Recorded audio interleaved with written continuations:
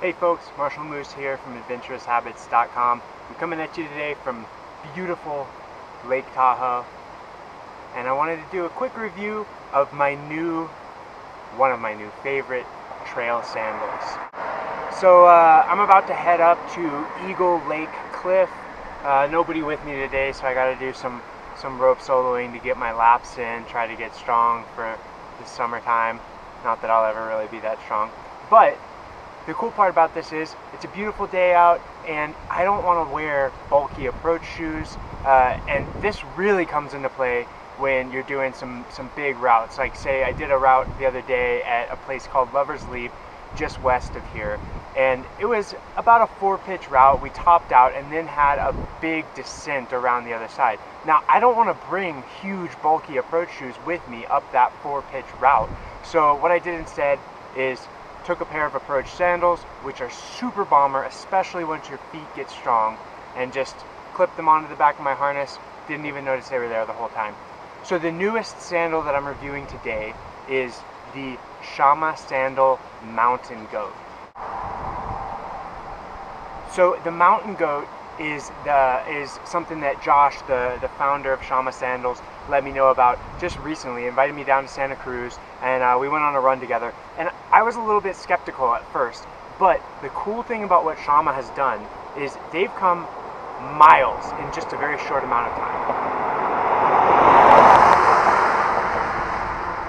See what I did there? They've come miles, like they could have been running miles. But what I really mean is that they've made some huge innovations to the Mountain Goat, which has made it into one of my favorite trail sandals of all time already. So let me get into some of the specifics about it. Before I even start though, the thing that you'll be comparing this to probably is the Luna Oso. So very similar sandals, and right at the start I'll go ahead and say I don't think you could make a bad choice with either of these. It really just comes down to personal preference and looking at the price point and deciding what you want. But there are a few key features that differentiate the two sandals from each other, and that might influence your decision on whatever you want to make. Alright, let's get close in here. One of the first things you'll notice is that obviously the Shama sandal comes with the leather top. Now, this can be extremely comfortable, but sometimes one of the things that happens is that when this leather gets wet, it makes it pretty slick. Fortunately, what Shama's done by creating this strapping system that does not have any pull on the back, it doesn't have an elasticized band, they've made a pretty stable strapping system, which I found even when it gets wet, it still stays pretty stable. So that's a huge plus.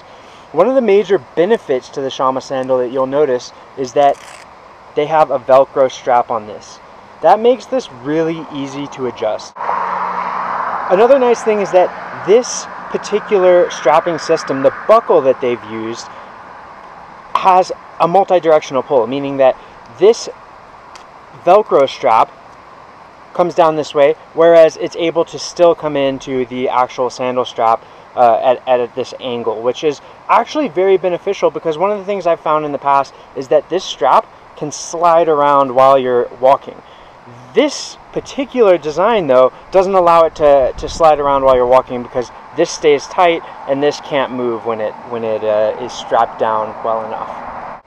One other difference from the Oso is that you'll notice that the Oso uses what they call a tech strap over the top to keep your foot in place. What Shama has done instead is they've created a little heel strap helper here, which simply keeps the heel strap elevated a little bit on your heel, and that keeps it in place really well. So overall, this ends up being a really stable sandal. Now, there's some really nice touches that have been added into this as well, including the stitching that Josh does himself in his I'm not sure what to call it, a factory, but it's not quite a factory. It's right outside of his house. He hand stitches each one of these, and they end up looking pretty darn good, and that allows it, again, very similar to some of the other sandals out there, to have this toe strap that isn't quite as thick and doesn't hurt your toes as much. So again, overall, I gotta recommend the Shama sandal, the Mountain Goat, as being one of the premier trail sandals out there. So you're going to want to use it for big approaches really hard hiking, let's say you're doing a hike in the Grand Canyon on the backcountry trails, there's a lot of rocks, maybe an 8-day hike even, you know, an extended period of time, this is a shoe that you'd want to look at for that, in terms of staying minimalist, but still offering a lot of protection. And then finally, if you're doing some sort of a climbing approach. And lastly, if you're doing a really long, hard trail run, you want a little bit of extra protection, or it's a technical terrain trail run, and this is a great option for that. So again, either way, I gotta recommend the Shama Sandal Mountain Goat as highly as I can. I mean, you cannot make a bad decision going with these. And once again, make sure to check out the Guide to Minimalist Sandals to make sure you don't hurt yourself jumping into things too fast.